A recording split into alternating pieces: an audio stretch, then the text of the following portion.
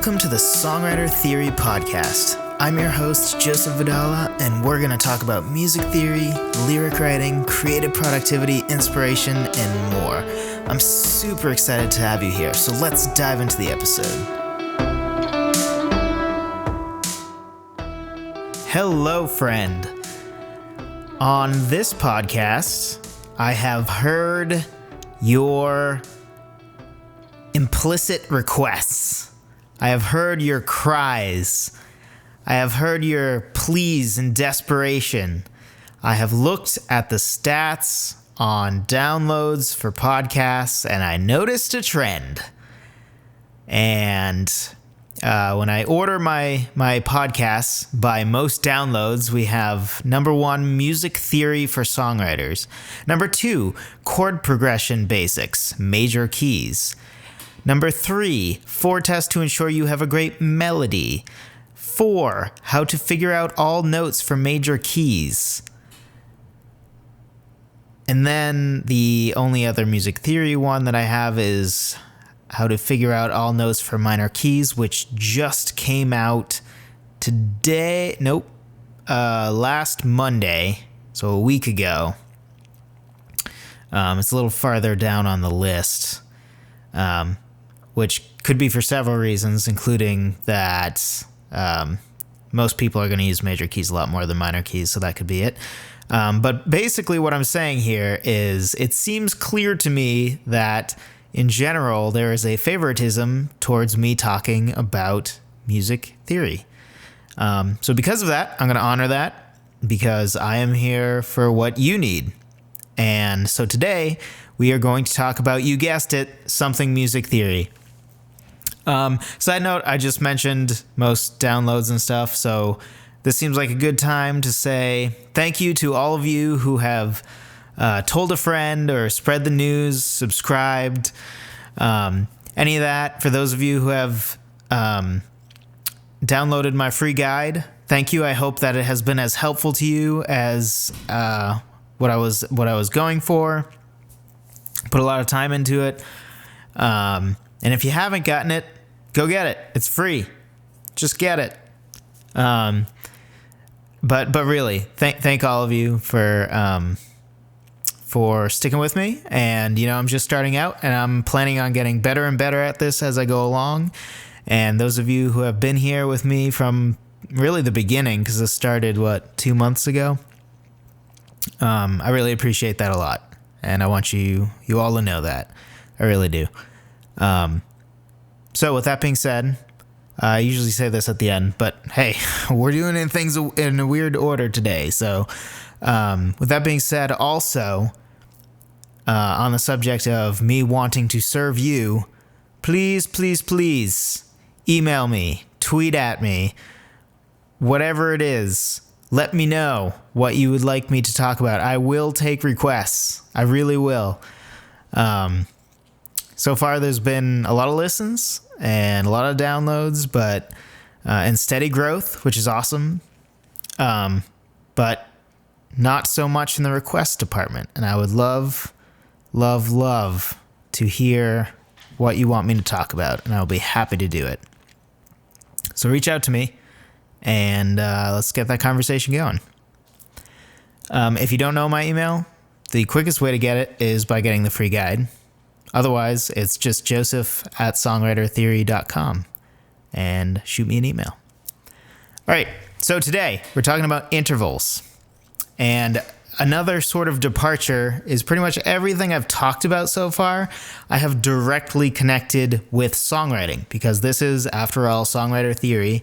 And at the end of the day, my goal is to make all of this content tailored towards songwriters.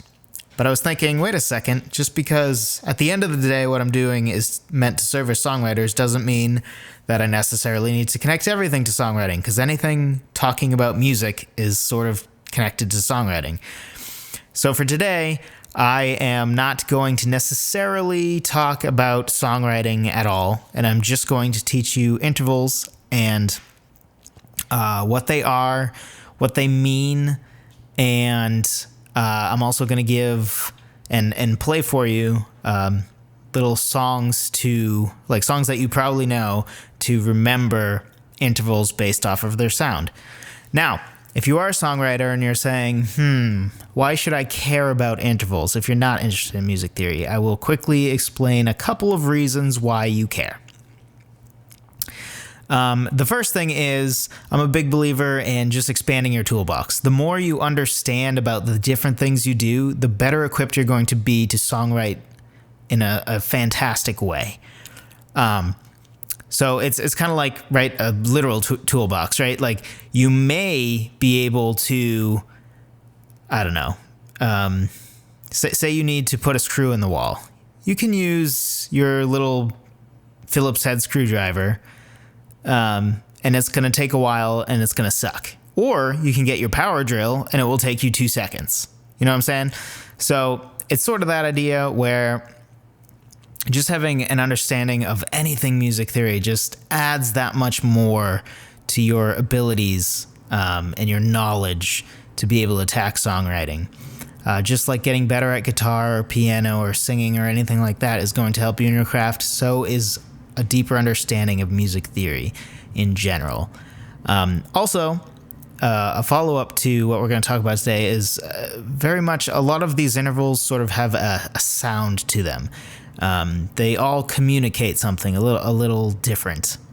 And being able to think through things not just as, oh, well, that interval sounded good when I jump from a C to a G, sort of learning intervals allows you to be more conscious about, like, oh, I understand that a perfect fifth has this sort of sound which matches the emotion of this song.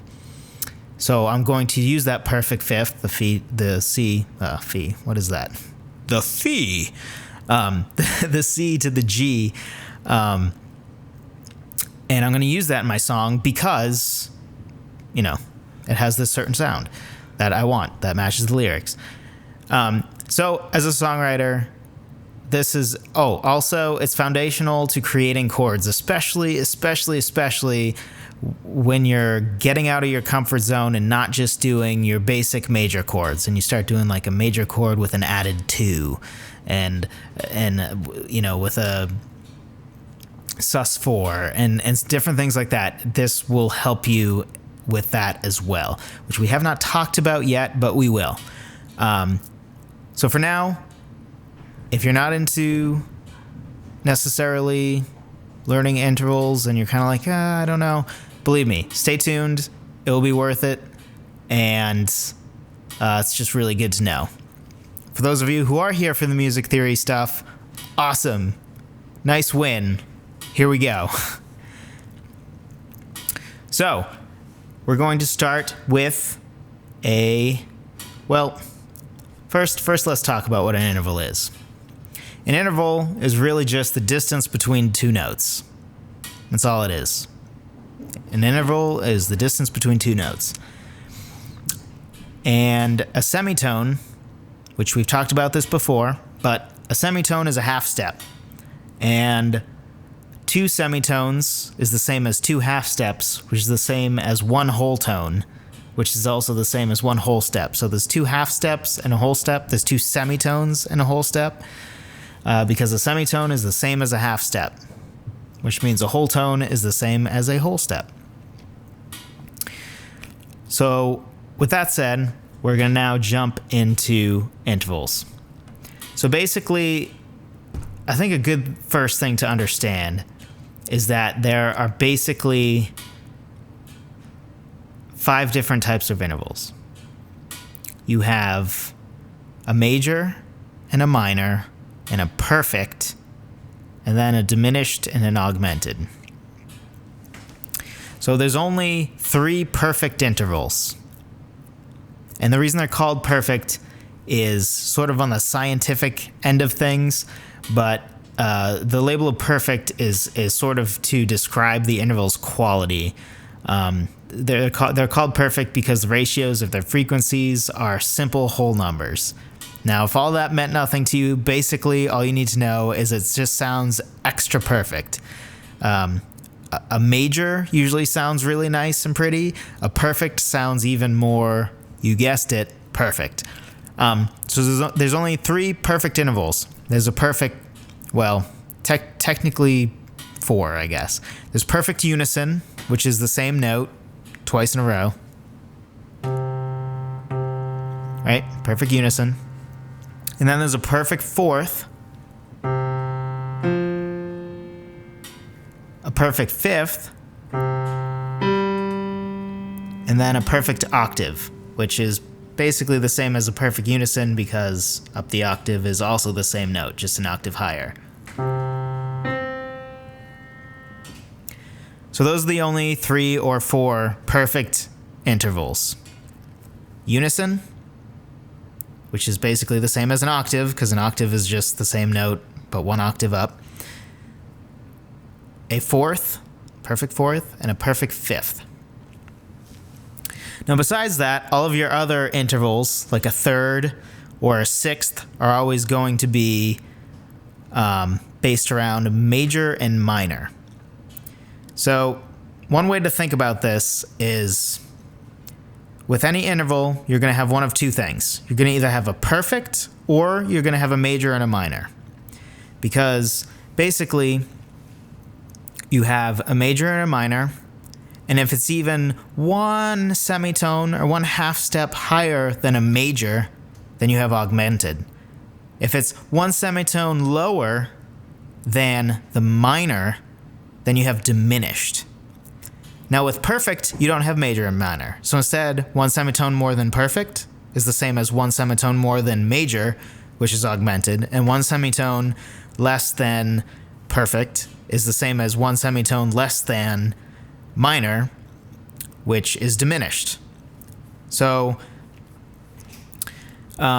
you could almost see perfect as splitting the difference between major and minor in this perfect middle ground. So when you have a perfect, like a fourth and a fifth, there is no major and minor. So there's no major fifth, there's no minor fifth, there's no major or minor fourth, and there's no major or minor octave or unison. There's just perfect ones. Which is why a good starting spot is to just memorize, hey, there's a perfect unison, which is basically the same as a perfect octave, just up an octave, and then a perfect fourth and a perfect fifth. Memorize that. From there, now we're going to just go through the different intervals. So we've covered that there is no perfect second, right? So because of that, we know that there is a minor and a major second. So first we have unison, right? Obviously, and we cover that that's perfect. So that's 2 C's. That's a unison. And a minor second is just that 1 semitone up. So minor second is like this. And the easy way to remember a minor second is that a minor second is the same as Jaws.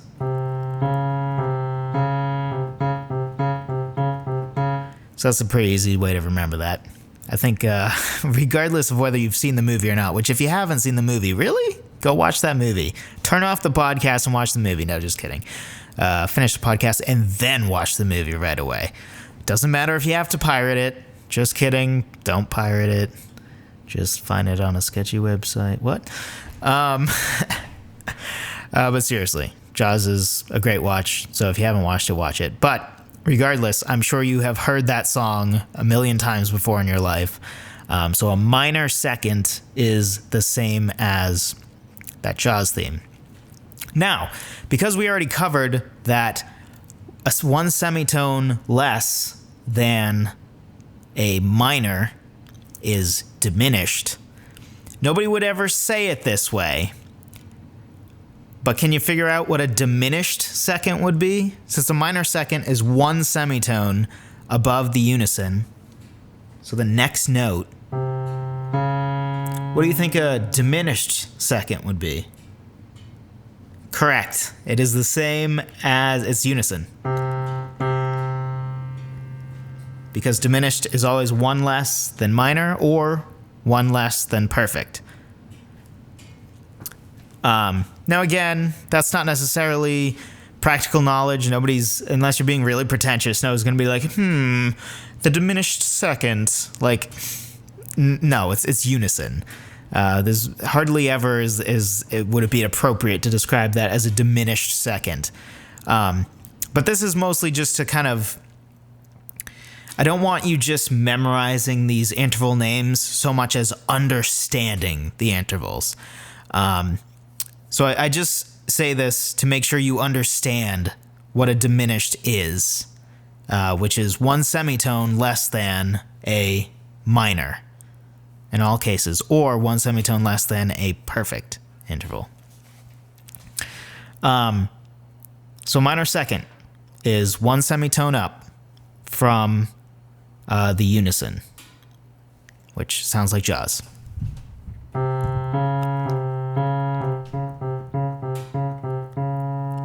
So then we have a major second.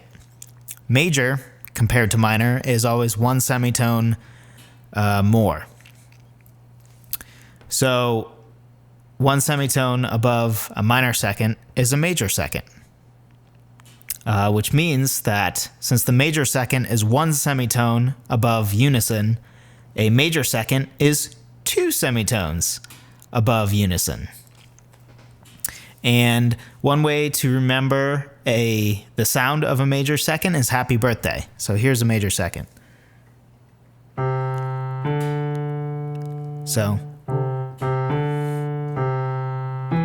whoops.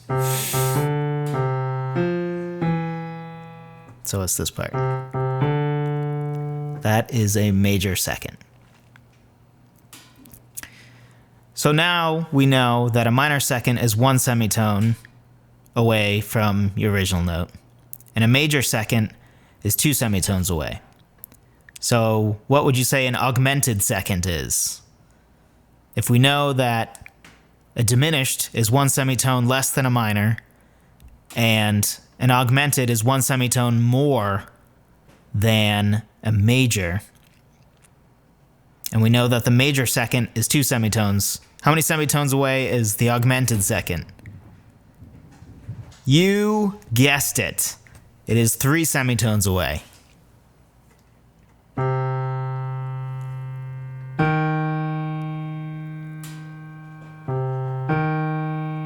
So that right there, that is your augmented second. Which, by the way, is the same as a minor third. So a minor third is three semitones away, and a minor third is the same as an augmented second. But really, the better way to remember a minor third is simply that it is a major third, which a major third is four semitones from the original note. So a minor third is just one semitone less than that. So we're basically just going up by semitone. We have the 0th semitone, which is unison.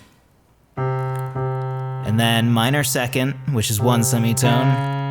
And then major second, which is two semitones. And then we have a minor third, which is three semitones.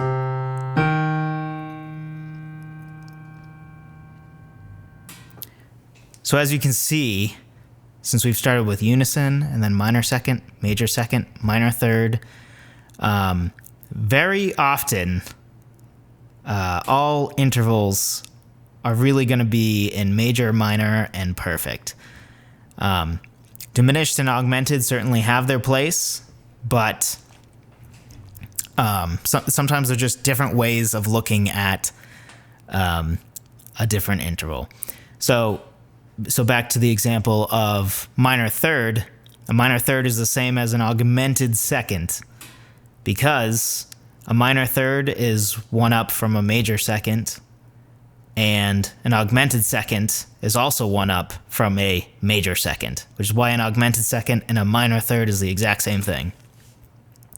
So to remember a minor third would be green sleeves. Nope.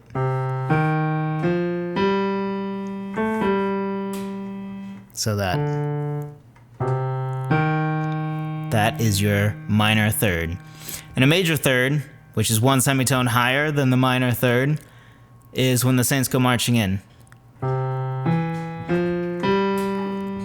So it's this.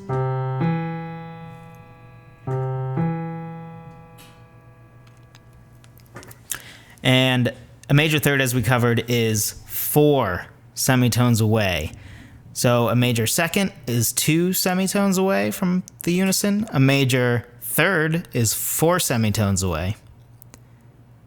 And then we have a perfect fourth, which is 5 semitones away. So after a major third, we have a perfect fourth. And a good way to remember a perfect fourth is either Here Comes the Bride or Amazing Grace.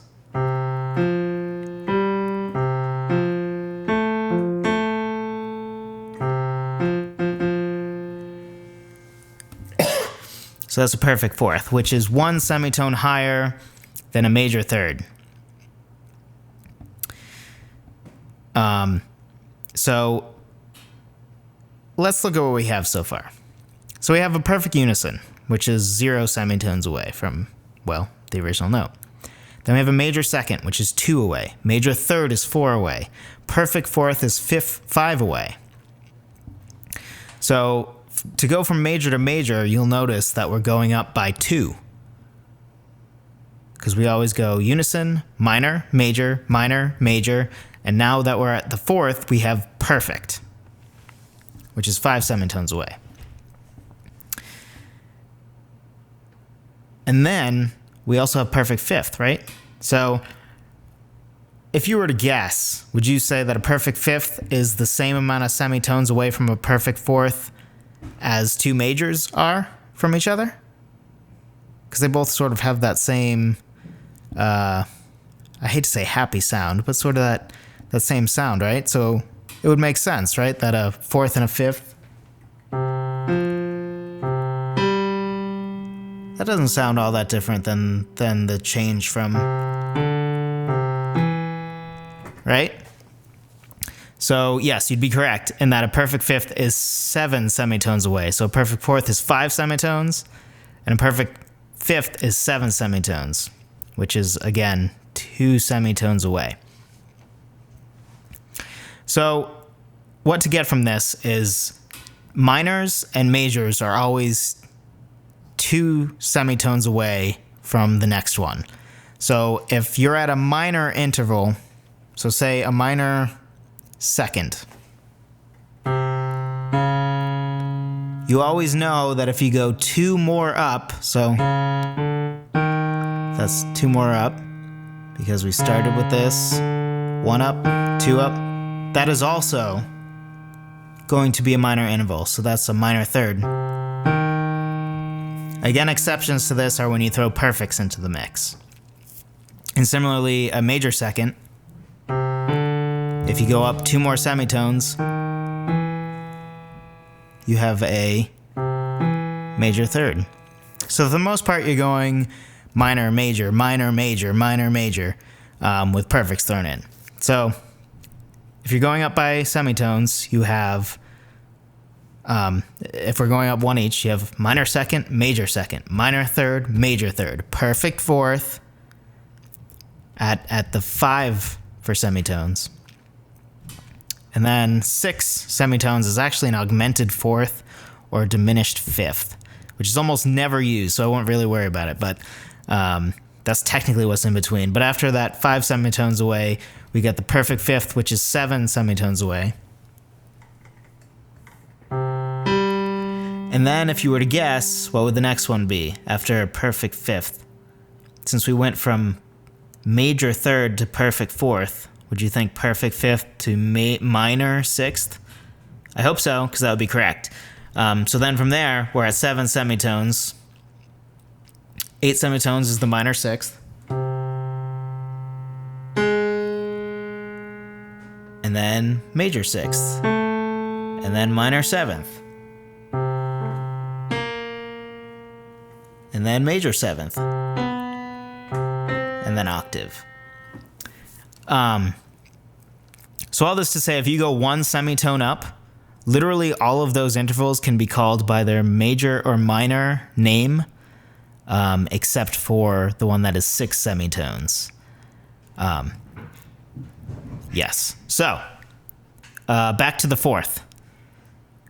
We covered that the perfect fourth is the same as Here Comes the Bride or Amazing Grace. Let's do that one again. So,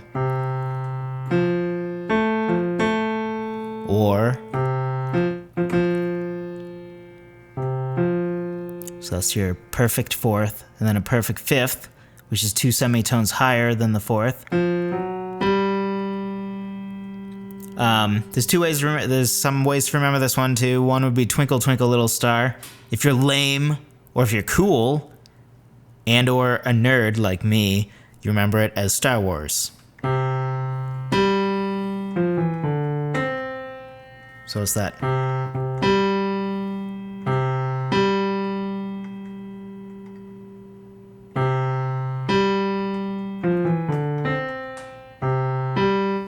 Or for Twinkle, Twinkle, Little Star.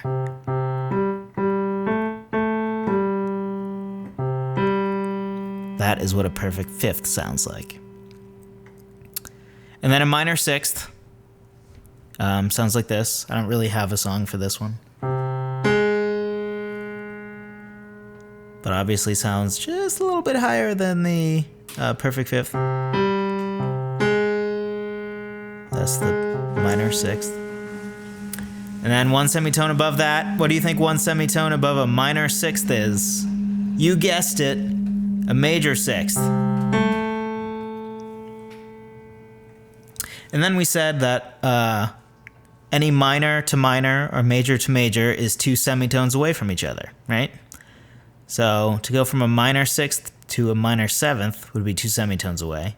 And if we've already gone up 1 semitone to go from the minor sixth to the major sixth, 1 more semitone would be, that's right, a minor seventh. For the record, for major sixth, and by Sith, which clearly came up because I was thinking about Star Wars, for major sixth, a way to remember that is My Bonnie Lies Over the Ocean.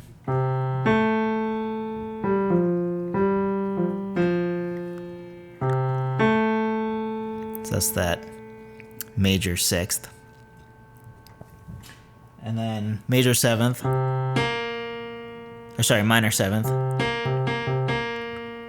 And then, what do you think 1 semitone higher than the minor seventh would be? That's right, major seventh. Which should be the same as Take On Me for the, Take Me On part. Another way to remember it is that major seventh just begs to go to that octave. So once I do this, I bet right now in your head you're like, go up to this, right? So that's another way to remember it. It just has that so close. Just needs to get to that octave. And then octave sounds fairly straightforward because it's the same note 1 octave up. But if you really need something, Somewhere Over the Rainbow.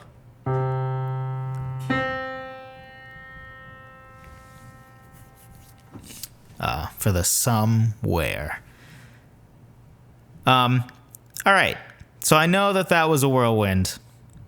So I just want to go through some things again, just to make sure. I don't want to leave you guys confused. So for the most part, you're going to be thinking of intervals in terms of semitones and whether it's a perfect, major, or minor. And you can cover every interval all the way up to 1 octave away with describing it as a major or a minor, with the exception of the note that is 6 semitones away, in between your perfect fourth and perfect fifth. In between your perfect fourth and perfect fifth, again, we covered this, so let's think through it. I said that 1 semitone higher than a major is the same as 1 semitone higher than a perfect, just as 1 semitone lower than a minor is the same as 1 semitone lower than a perfect. So 1 semitone higher than a perfect fourth, which is also 1 semitone lower than a perfect fifth, how do you think those could be described? One semitone higher than a perfect fourth, so augmented fourth, right? And one semitone lower than a perfect fifth, so diminished fifth. So an augmented fourth and a diminished fifth are the same note. Because a perfect fourth and a perfect fifth, just like any intervals that have the same name, so from one major to the next major is 2 semitones away. From one minor to the next minor is 2 semitones away. Obviously with perfects being the exceptions, because we don't have a major or minor fourth or fifth.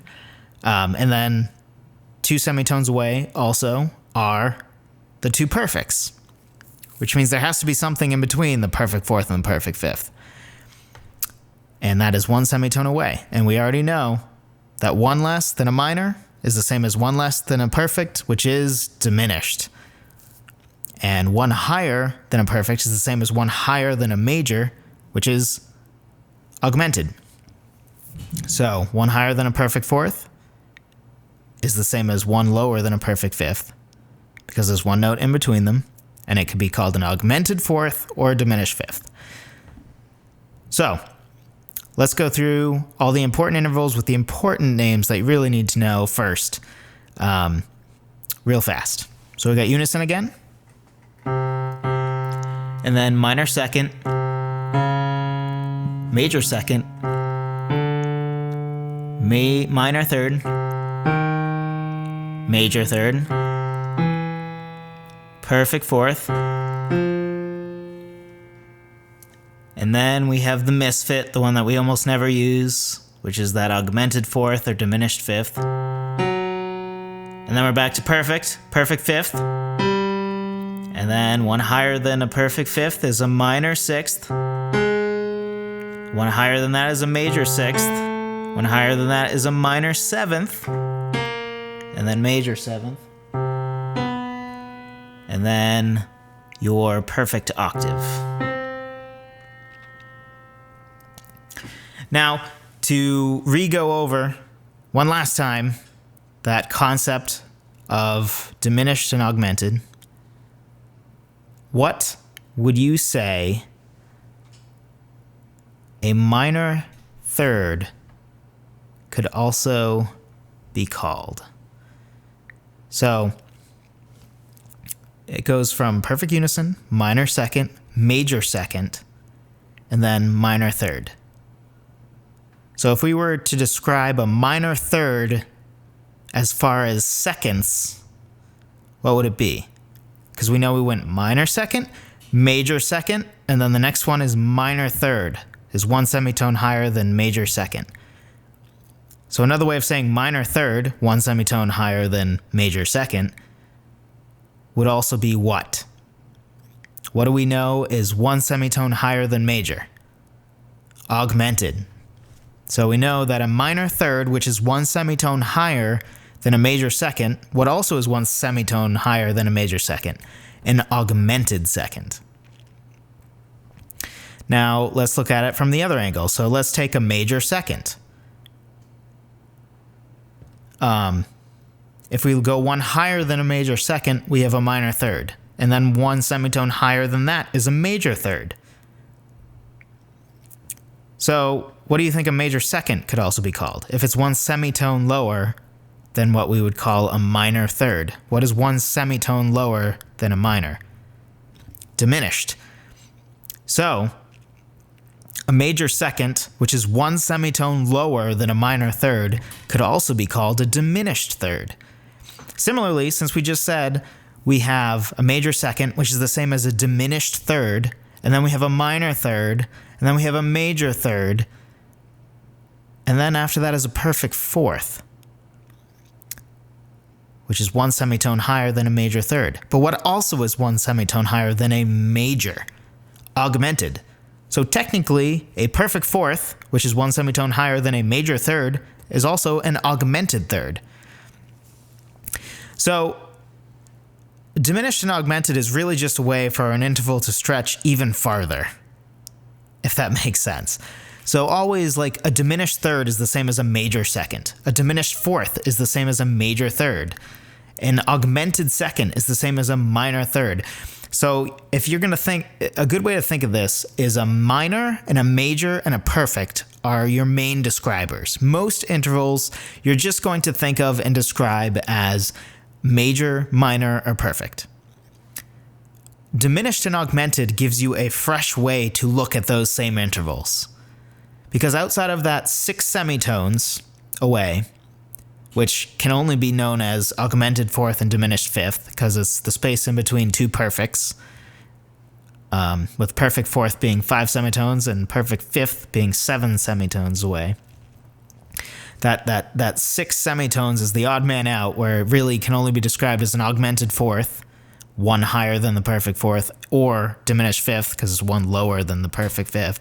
Outside of that, all of the other intervals can be described in a couple different ways, because that diminished and augmented allows you to stretch that interval even more. So if a minor third is one more than a major second, you can also call that an augmented second because it's one higher than major. So that's really all there is to intervals. So in review, a perfect plus 1 semitone is augmented. A major plus 1 semitone is augmented. A perfect minus 1 semitone is diminished, and a minor minus 1 semitone is diminished. And another way to look at it is if you're going to take an interval, it always goes diminished, minor, major, augmented, or diminished, perfect, augmented. So 2 examples to close. So first, let's take it easy. We got unison, which is actually a diminished second, and then a minor second, and then a major second, and then an augmented second. So really, it's diminished, minor, major, augmented. So you got 4 different notes that are all a second, with the diminished second being the same as a unison, and the augmented second the same as a minor third. Similarly, with perfect and augmented, so we have, let's do the perfect fifth. So we have perfect fifth. So diminished to perfect to augmented. So diminished, perfect, whoops, too far. Sorry. Diminished, perfect, augmented. So that's really all there is to intervals. Thanks for listening to the Songwriter Theory podcast. Be sure to subscribe and tell a friend. If you want to jumpstart your songwriting, be sure to download my free guide on 10 proven ways to start writing a song at songwritertheory.com/free guide.